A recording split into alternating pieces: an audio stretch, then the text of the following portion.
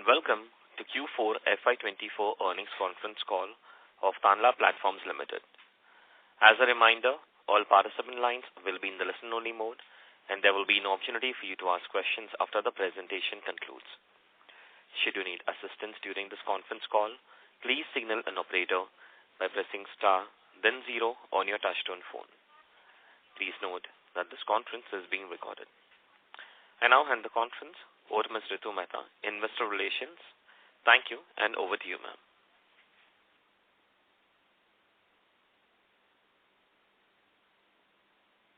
Uday Reddy, Founder, Chairman and CEO, Deepak Goyal, Executive Director and Chief Business Officer, and Arvind Vishwanathan, CFO. Before we start the call, let me draw your attention to the fact that today's discussion may feature statements that are forward-looking in nature. All statements other than statements of historical fact could be deemed forward-looking in nature. Such statements are inherently subject to risk and uncertainties, some of which cannot be predicted or quantified. A detailed disclosure in this regard is mentioned in the results presentation that is uploaded on our website. Audio recording and transcript will be available on the website soon.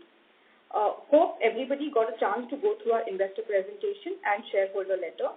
The management team will be happy to answer any questions. We now request the operator to open the floor for Q&A. Thank you very much. We'll now begin the question and answer session. Anyone who wishes to ask a question may press star and 1 on their touchtone telephone. If you wish to remove yourself from the question queue, you may press star and 2. Participants are requested to use handsets while asking a question. Ladies and gentlemen, we will wait for a moment while the question queue assembles.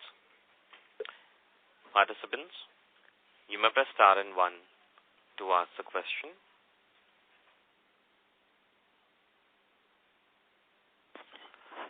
The first question is from the line of Amit Agarwal from Kiwi. Please go ahead. Good afternoon. My question is regarding the presentation is showing that in the quarter 4 we have platform business is going by the rate of 10%. Previously, it was going at a higher rate. So, is this the new normal, and any particular reason that it has slowed down in the fourth quarter? Yeah. Thanks, Amit. So, Amit, if you remember, we had talked about, exiting one of the deals on the firewall deals with Vodafone some time back, and yes, this quarter showed a portion of that impact, right? If you normalize for it, the gross margin of the platform business actually grew 35%, right? So, in many ways, we've been having that impact and we have overcome it, right? So I would say the momentum of the business is very much intact. If anything, we're doing quite well there. We onboarded first commercial customer on ATP. We started seeing revenues flowing. So, we're quite bullish. Definitely, 10% is not the new normal. 35%, that's the number I've already mentioned, right? So, we're kind of seeing a very, very strong growth. And I think as the other platforms, particularly newer ones, scale up, you will see this go back to the growth rates that we've seen before. So, would you see the jump in the next quarter immediately or after 2 or 3 quarters? So, Amit, we don't really want to give a guidance, but let me put it this way. Definitely as we look out for the year ahead, we are quite bullish on the platform business. So, let me leave it at that. And my second and last question is, if you read the newspaper, the UPI transaction is going at the rate of... Your audio is a little breaking. Can you please check if you have proper reception? If you read the newspaper, the UPI transaction is going at the rate of 40 or 50%.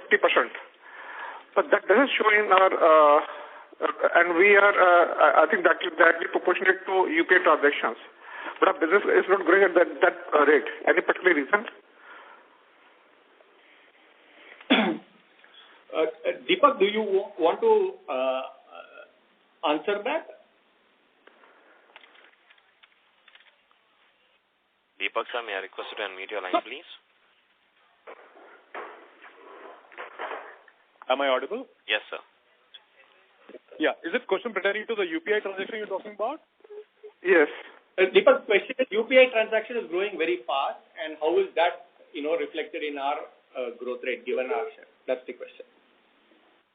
Yeah, right. So, yeah, the UPI transactions are going, growing, but, what has happened is that banks are not sending, notifications or messages on each and every transaction, so they are curtailing that, though that is, and this is under discussion. So, I mean, let's say some banks have not sending messages for, let's say, up to 100 rupees of transactions. Right. So not everything is actually resulting into, messaging business for us. So that's a disappointment, or in the future that would directly proportionate to our growth rate? No. So how we see it is that, the discussions are going on, even, and banks are talking to the regulator and all that is going on right now. And I would see that, that should in the future, the transactions would start coming. I mean, notifications will start going for those messages as well. Okay. Thank you. Thank you. Participants, you may press star and 1 to ask a question. Next question is from the line of Anil from Centrum Broking. Please go ahead. Good evening, management team. Congratulations on good results for the quarter. I have two questions. One is that if you could give details about OTT revenue as a percentage of total revenue in the fourth quarter, and similar percentage for the fiscal 24. So that is one question. Second is that if you could throw some more light on ATP, we were expecting more licensing deals to happen this quarter. So if you could give an update regarding where ATP is based on expectations, what has been the performance? Thank you. So let me give a view on the first question that you asked, Anil. For the quarter, the OTT contribution was around 18% of our total consolidated revenues, right? For the full year, it was about 12.5%. And for FY23, that number was about 4%. So it kind of indicates to you the kind of shift that we have done and the kind of pivot that we have done to scale our business from an OTT standpoint.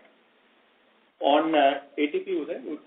So on ATP, I think, anytime you are launching a platform which is greenfield without competition in the market, right?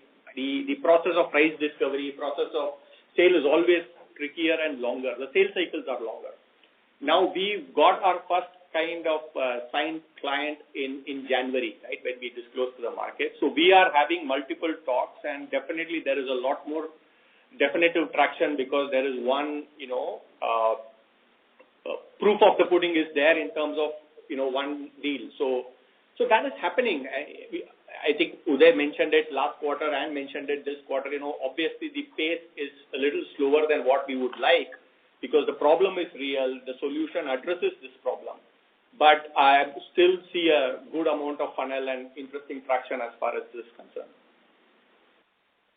Okay. I had a couple follow-on questions. One was regarding ATP itself. In this, earlier on we have articulated a vision of achieving 100 crores gross profit in each of the segments of Wisely. So would we be able to achieve this 100 crore gross profit in the case of ATP Wisely in the coming year? That was one follow-on question.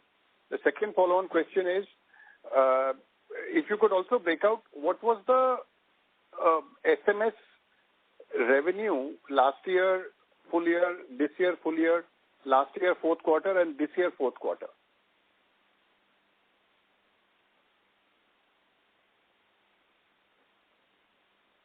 So, Anil, your first question on ATP, right? That if you look at the problem that we are trying to address, definitely there is a market which is probably much higher than the number that you mentioned, right? So, obviously from a perspective of the opportunity ahead of us, and these are global opportunities, right? They're not just limited to India. definitely we see that potential. Now, the timing of how quickly we will realize it, whether we will realize it in year, whether we will realize, that's very difficult to kind of predict, right? But all I can tell you is from a opportunity size for this area and this platform, it's quite high, right? But I can't give you a timeline on by when we can reach it, right? So, I've given the numbers on OTP, on OTT, right? Everything other than OTT effectively is SMS. So if we have like 18% of our revenues to be OTT in Q4, there's a very small component of email and voice, but everything else largely is SMS. Okay, no, I was more interested in knowing whether the international SMS headwinds that you have been facing, has that process bottomed out? Has it got completed? Or is it like in the third quarter, there was a volume decline in international or ILD SMS. What was the experience? Was it still declining in the fourth quarter? And can you say that that process is now over, or a few more quarters are more left for that for international SMSs to find their bottom and then start growing from there again? Yeah. So maybe I will give an answer, and then I will request Deepak to supplement this, right, Anil? So, we talked about this entire shift to OTT and having that as an impact on the international messaging business.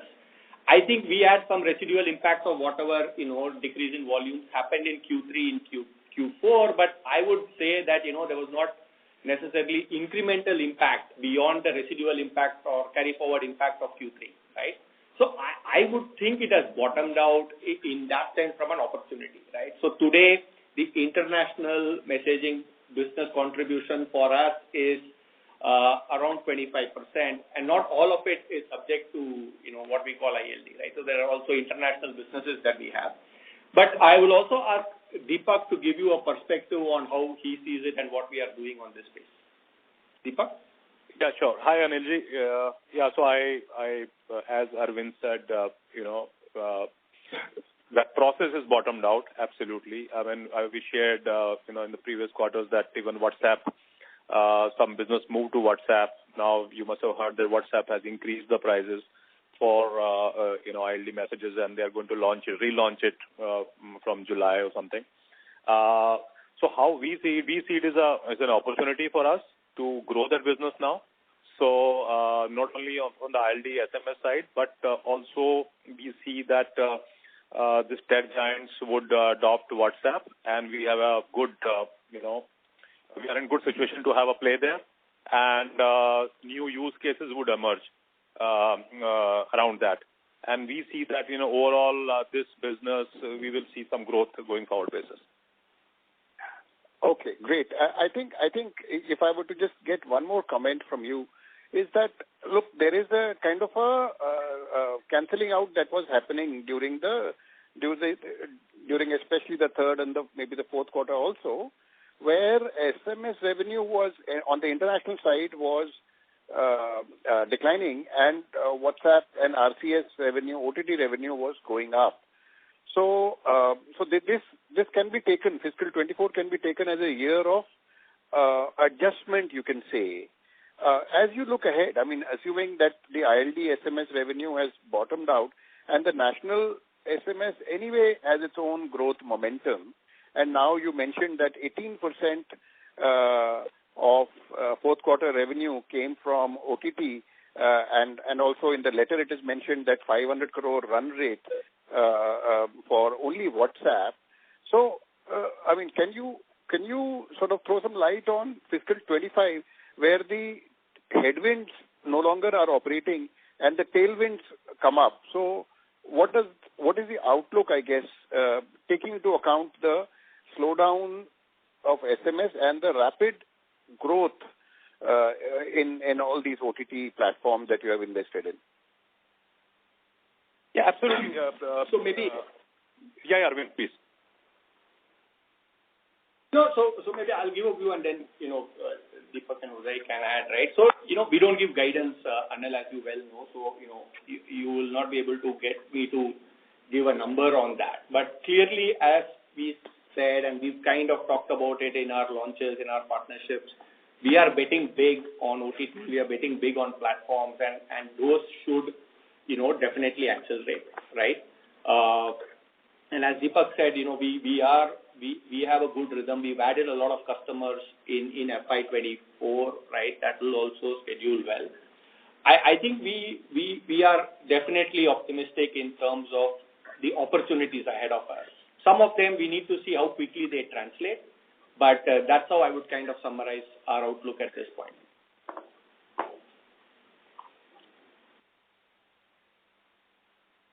Great. I will come back in the queue. Thank you. Thank you. Thanks, Anil. Participants, you may press star and 1 to ask a question. The next question is from the line of Amit Chandra from HDFC Securities. Please go ahead. Yes, sir. Thanks for the opportunity.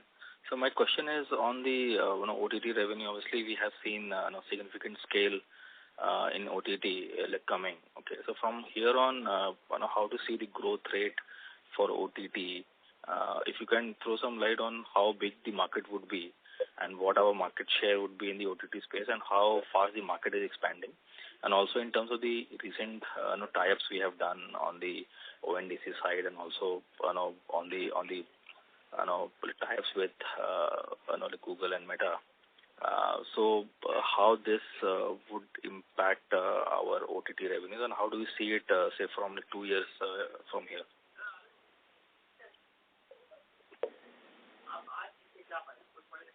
So, Deepak, do you want to give a perspective on what we are seeing on OTT? I can come with the numbers later, but maybe it will be good to get a perspective on where you are seeing the opportunities on OTT.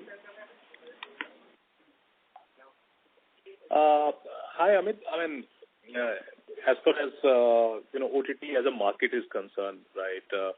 If you see that each and every brand is adopting it in a big way. Earlier, it was more about marketing, messages, promotional messages, and so on. Now, there's a big focus is there on utility, where enterprise customers want to send bills, they want to send, all those PDF files, statements, all of that on OTT. I mean, even largest of the banks you would see, they are using WhatsApp and other channels a lot. So as far as growth is concerned of this overall OTT as a space, I mean, it's growing by 60-70%, if you really see. So it's a huge growth which is happening in this particular space, and brands are adopting it in a big way. And so in terms of our market share, if you can share a number that how big the market would be in India right now, and obviously, is it fair to assume that we are the one of the largest player operating in OTT or second largest? Arvind, you would like to answer? So Amit, Uday here. The way I see is, okay, if you look at the Meta revenues of last year, our estimate is they have clocked around 1,600 crores for last year. The total revenues of Meta, that is WhatsApp revenues for India, 1,600 crores. Out of that, we did around 365 to around 400 crores last year, right? This year, Meta, which is WhatsApp, is expected to do around probably 2,500 crores. Okay, and we have plans to double our revenues from last year, which is around from 370 crores to we should be able to move to around 700 crores. That's on Meta, which is on WhatsApp, right? Secondly, when it comes to RCS, as we mentioned in my last letter, we are the market leaders and we would like to retain that. So it's too early to comment. RCS just started the journey last year, and as RCS revenues, the Google revenues from RCS from India is pretty, basic last year. Okay, but this year I think we are expected to do well, and out of that we would like to retain. We would like to have at least 50% revenue market share. Okay, as we mentioned earlier, we are deploying our MAP platform with Vodafone. So with that, what happens is our margins will be better off on the RCS, and definitely we would like to have 50% revenue market share on RCS. That's the second one, right? When it comes to Truecaller, okay, we have the exclusive partnership. We have been doing with the business for the last 2 years with them, and we have extended our partnership with the Truecaller for the next 2 years on the exclusive basis, right? So 100% will be with us, and we're doing good, and we're going to accelerate even on the TC. So if you look at the blended OTT, okay, probably we'll be the largest OTT player from India.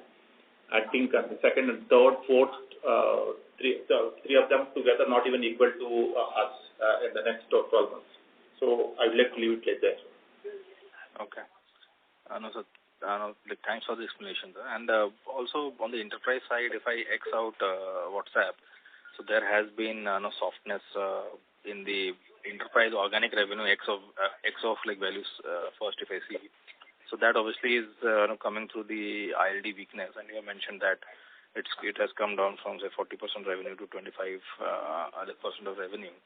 So if you can quantify what has been the drop in revenues for ILD in FY24, that would be helpful. And in terms of the fourth quarter contribution, how do we see it, whether it has bottomed out or we can see some more softness? And also the volumes that are coming on to the ILD as of now, is it more like critical volumes, or there is a probability of these volumes also to shift to other alternate channels?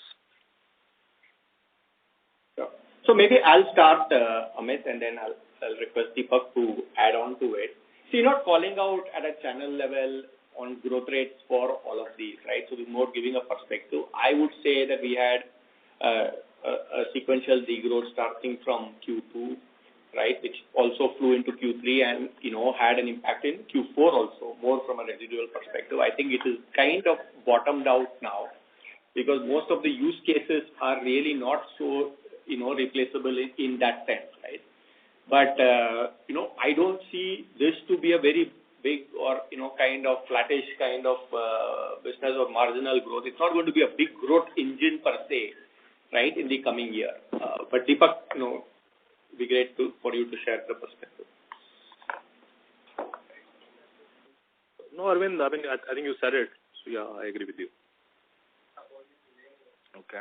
And on the platform side, sir, so we had the ATP revenues coming in, and also we had the impact of the exit of VI deal. So how much would be the exit impact, and how much would be the residual impact? As you said, will come in quarter one as well. So if you can just give some sense on that, and also on the ATPs and the ATP revenue side, you mentioned that the ATP talks are going on with banks, but the conversions are a bit lower.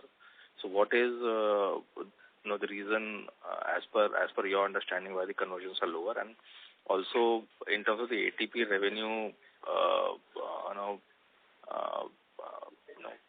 contribution, whether it's a start and we can see some more adoption, or is it or the ATP revenues is linked to volumes? How is the revenue model out there? So, Amit, let me answer the first question. Like we said, we've exited the deal.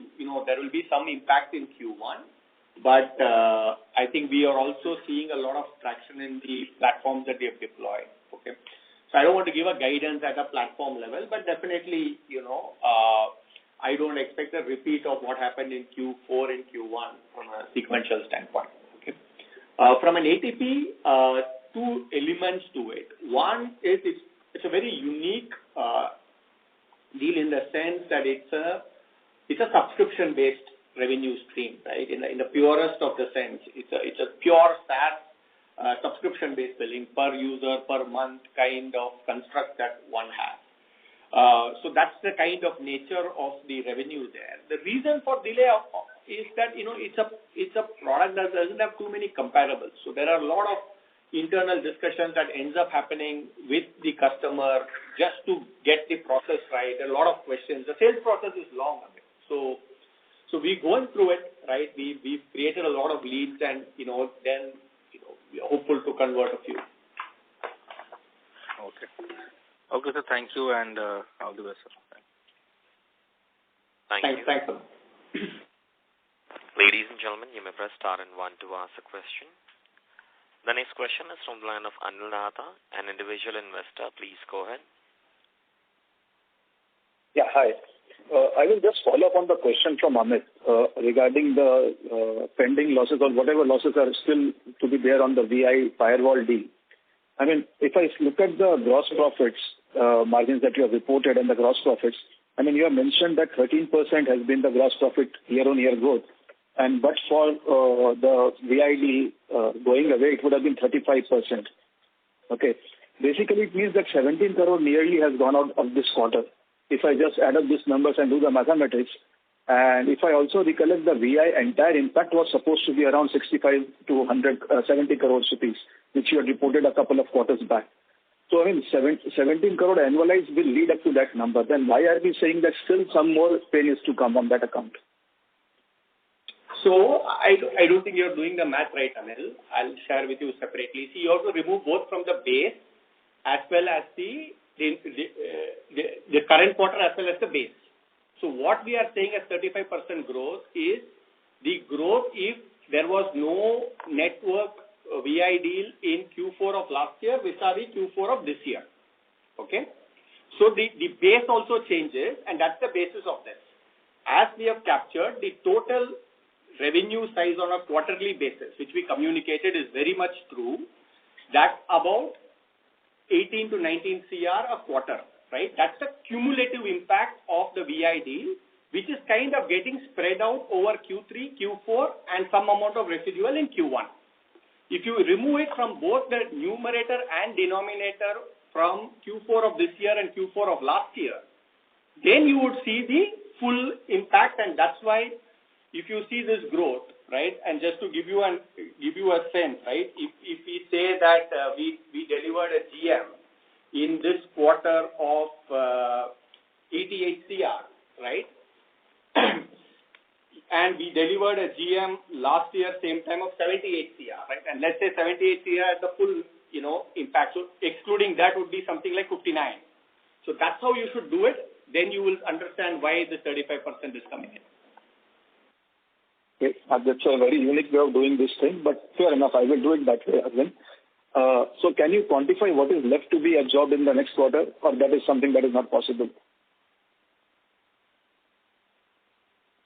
It will be around 5 CR left. Okay. That's good enough. Thank you so much for that.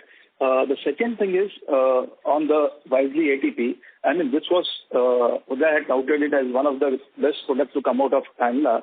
And sincerely, I had seen a demo and I believe that to be true. I mean, it's an extraordinary product.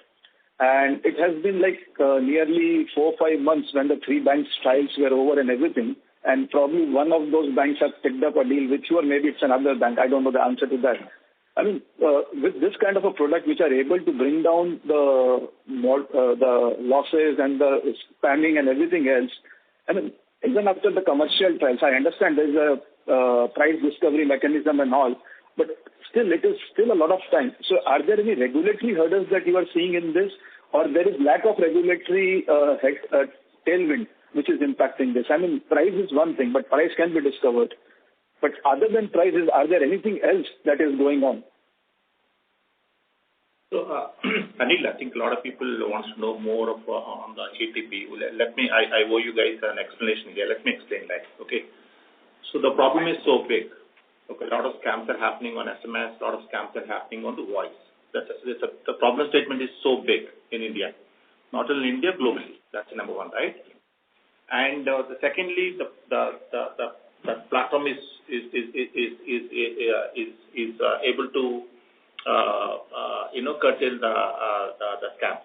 That we have demonstrated to all 3 banks. That is also fact. That's the second one, right? Where we are facing a bit of challenge is, see, for example, I cannot really pick up any bank here. What is happening here is probably the central bank is not very clear whether who's going to carry this liability. So, for example, somebody's going to, lose the money because somebody was scammed. Okay, right? And are the banks are liable for the money, or the individual is liable for the money? The banks strongly believe that it is the individual who has to take care of themselves. Right? They are the one who is giving away their credentials to the scammer.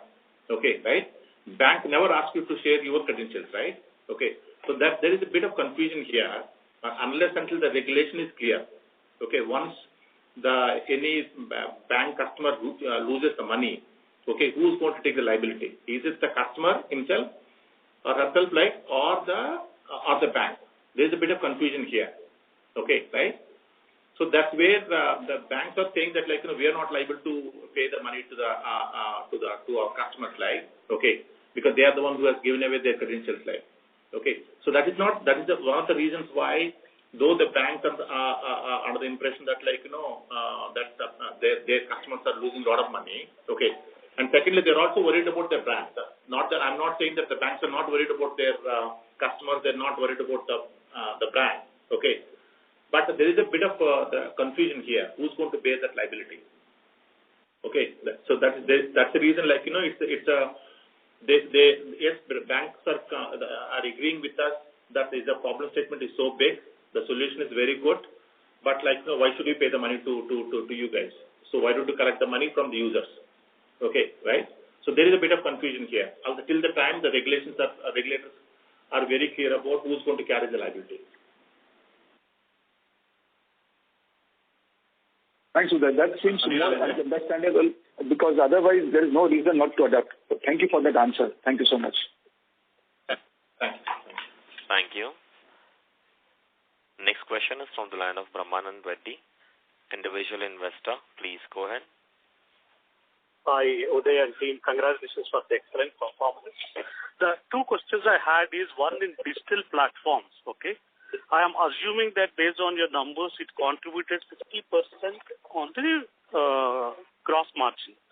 In the 759 crores, what we achieved, almost 50% is contributed by digital platforms. If so, what is when can we see a growth of 25% range in the digital platforms? And do we see any competition in these digital platforms with other companies? So, Brahmanand, digital platforms contribute about 34% of our gross profits for the full year. We've kind of had a track record of growing over 20% gross profit YOY for almost 14 quarters in a row, right? This is the first quarter, I think, in the last 15 quarters where the growth rate has been sub 20. And that's because if you've seen some of the earlier questions in the call which we addressed on one particular transaction kind of scaling down, right? So this is something that we are quite bullish on. We've done a lot of work on this. So that's how we are seeing it. So we have a lot of potential here and platforms to take us to the growth rates that you are talking about and beyond. Any foreseeable competition from any other companies today?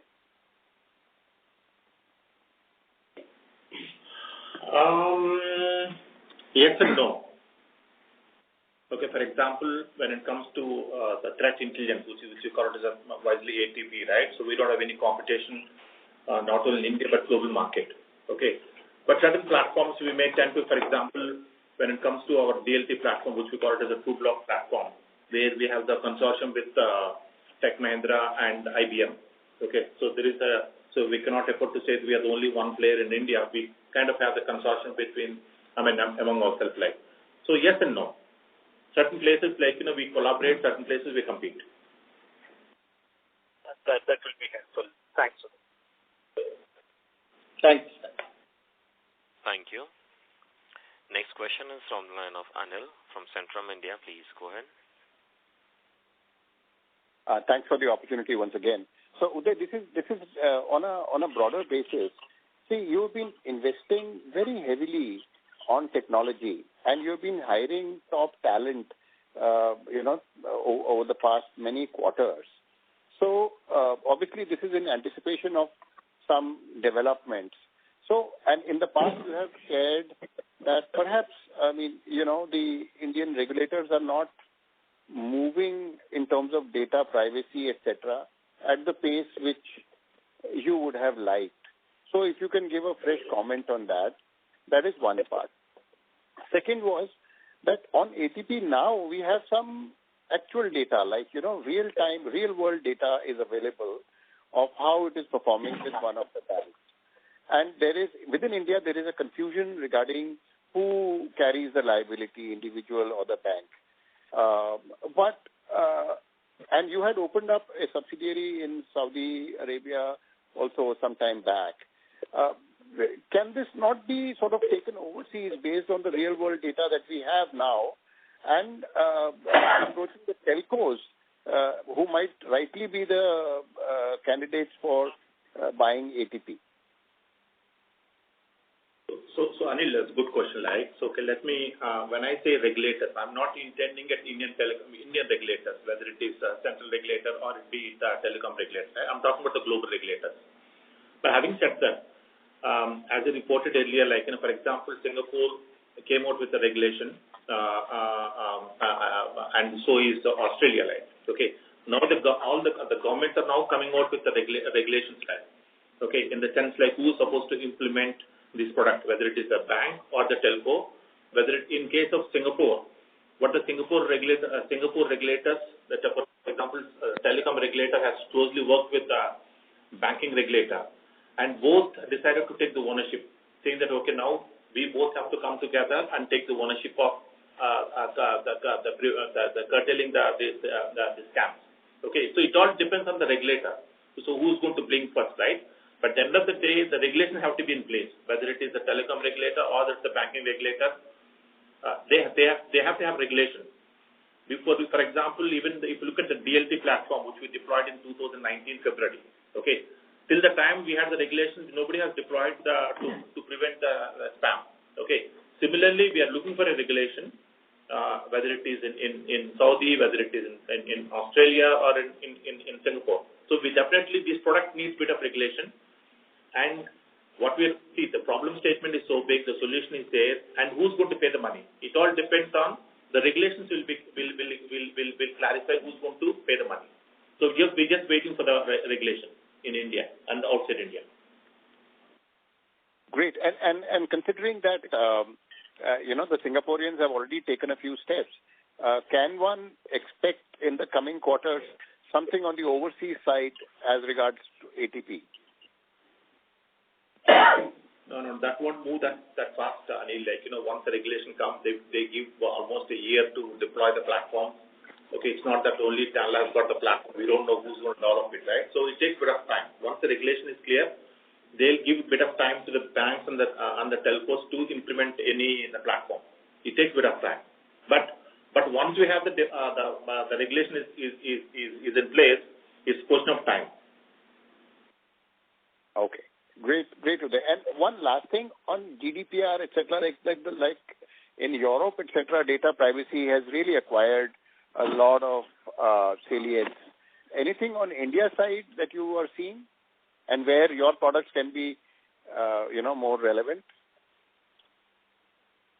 So when it comes to data privacy, the DPDP bill, as you know, this is passed by both the parliament and but the board has not formed yet. Probably they will form the government post-election. They will form the board. Once the board is in place, they come out with the regulations and business rules.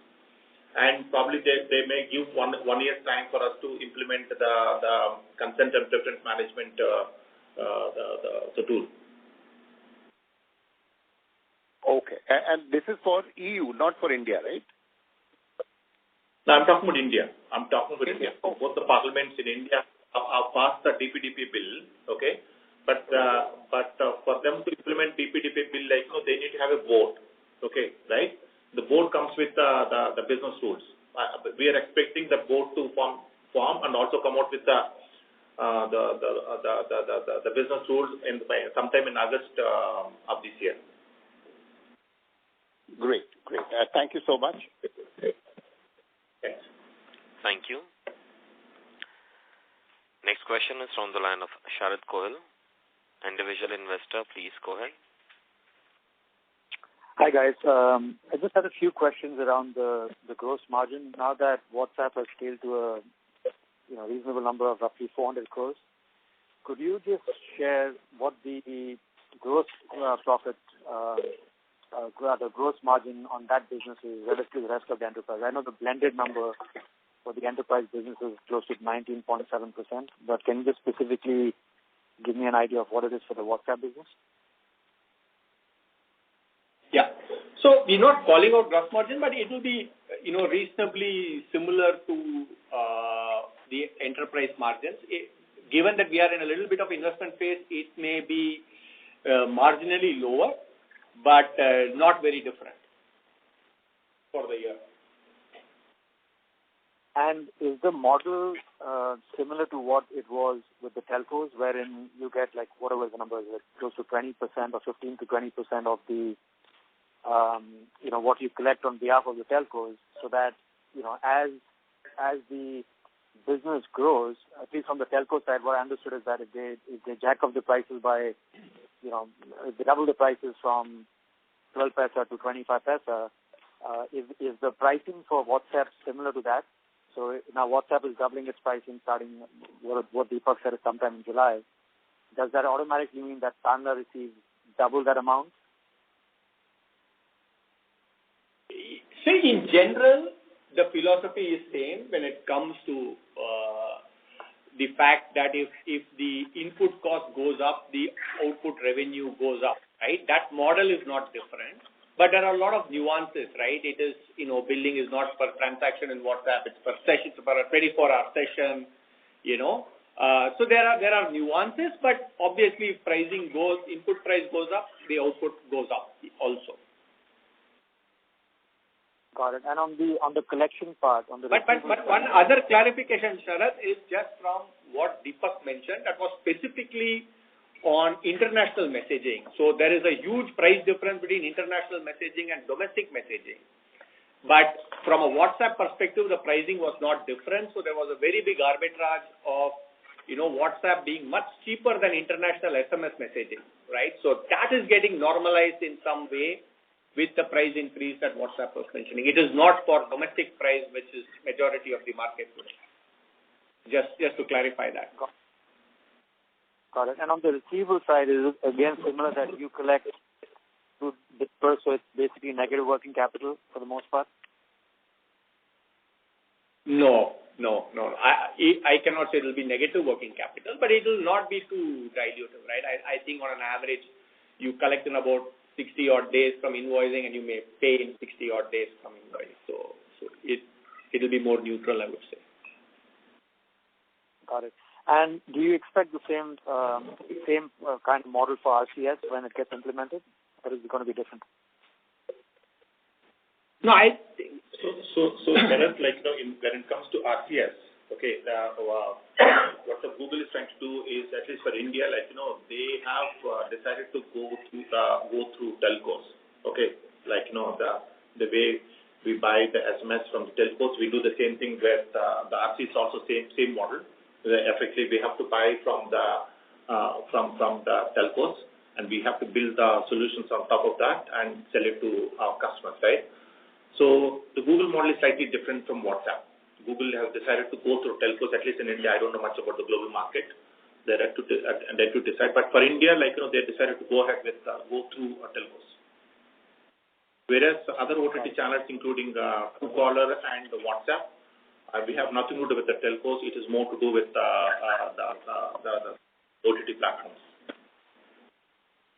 Got it. And my last question, just to understand, after this rise in prices from WhatsApp, what is the gap between, call it the telco side, which is roughly 12.5 paisa, what is the catch-up coming up to now?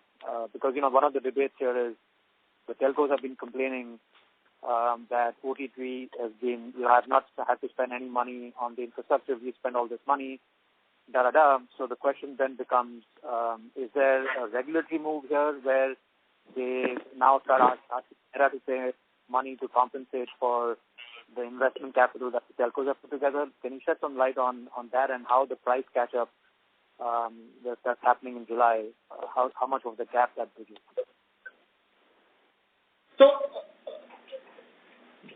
So the Sharad, the way I see is it all depends on the use case. For example, the banks cannot afford to use WhatsApp or any OTT channel to disseminate one-time password. The central bank, which is the RBI in this case, is not allowing any banks to send OTPs other than SMS. Okay. Other enterprises other than banks are allowed to send OTPs, right? Okay, that's number one, right? Number two, even in case of other use cases, the price per there is a bit of difference between WhatsApp is definitely expensive than SMS when it comes to pricing. Okay, what you're referring to is the ILD messages. Okay, for example, the telcos are selling at the 5 cents per SMS for ILD messages. And I think, Deepak, WhatsApp is coming out with 3 cents. About 3 cents, yes. Right? Yeah, 3 cents, yes, 3 cents. So they are directly competing with the telcos because, most of these messages are either from the Facebook or from the Google or from the Amazon. They're not regulated by either by the RBI or by any other regulator in India.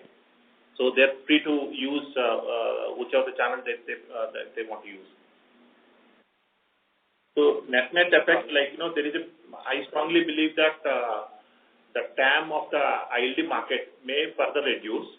Okay, but I think WhatsApp is going to eat into the ILD SMS messages, right?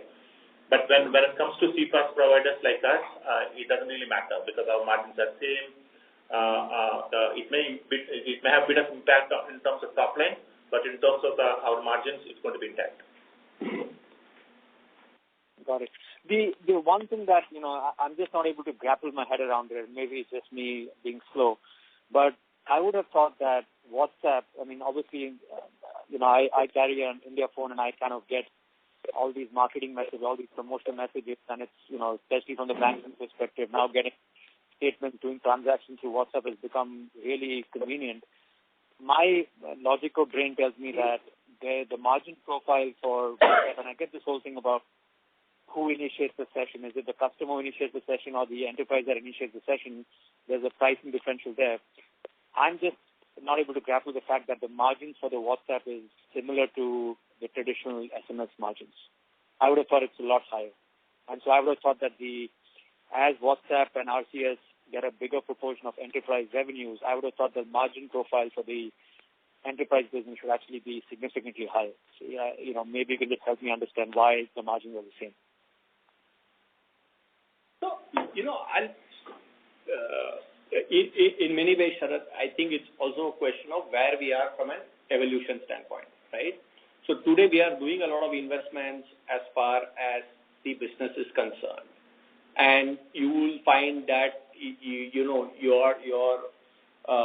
at a sense, everybody knows what is the input price. So there is always a certain amount of profitability on top. Right? So if you look at WhatsApp, it's somewhere between, it's aligned to the domestic business, obviously, much better than the international business. But as we build more solutions, build more IP, we have a headroom for improvement in profitability. But as it stands today at the growth rate that we are doing right now, the profitability is broadly similar.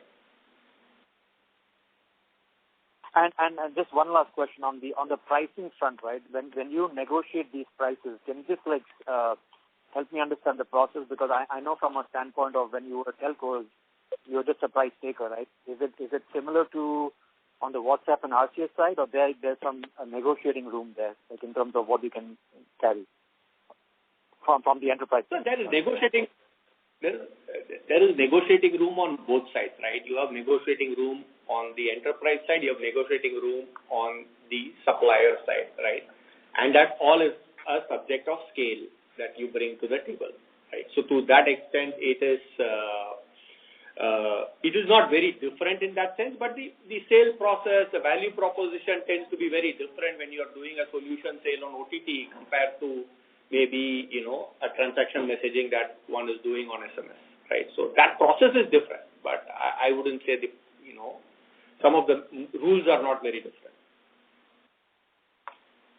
Got it. And is there any, I know we are early in the investment cycle, but is there a vision that you guys think that over time, as the volumes on WhatsApp, RCS, the OTT channels become significantly larger in the business profile?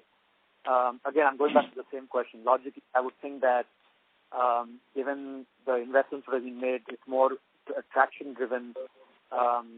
Do you see this margin profile changing in the next 3 to 5 years? So the margin profile of the OTT business, whether it will change over the next 3 to 5 years. It's too early to comment. It's early to comment. I think, let me put it this way, right? I think Uday made this point. We did our first win on the map platform from an RCS standpoint, right? The minute you have your map platform, chances are that you will run at much higher profitability, right? So in some way, OTTs will give you an opportunity both on the platform side and on the enterprise side. Now, at a collective basis, definitely you can drive higher profitability, right? But you will have to see how it evolves. Like today, I would say on Truecaller channel, we drive higher profitability. Right? So, Sharad, the way I see is for any channel, even be it SMS, okay, even if you look at SMS, we have a revenue share at SMSC level, and we have a revenue share at the Trubloq level, which is a DLT platform. And then we have the margins at SMS when Carex, the value first and buy and sell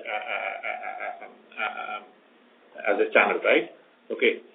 So the crux of the issue here is we need to have the platforms, right? And secondly, we need to have the control on end-to-end, right, from the telcos to enterprises.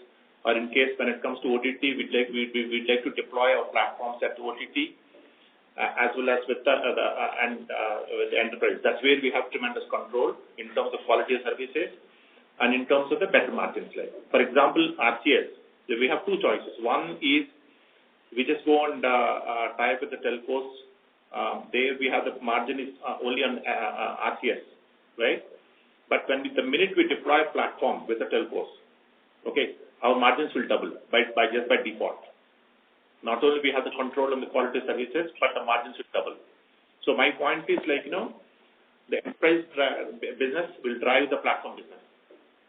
Okay, once we have the scale, once we have the volumes, they will allow us to deploy the platform either with the telcos or with the OTT. Got it. And I know I keep saying last question, but this I promise is the last one. On the capitalization of expenses, so I know that the comment that was made in the shareholders' letter is that you're capitalizing both the employee costs and the platform costs onto the balance sheet, obviously. Can you just give me a sense of, are you capitalizing 100% of the employee costs, or there's something that's flowing through the income statement for the platform side? And on the enterprise side, is there a similar dynamic, or all of that is being expensed to the income statement? Yeah. So, the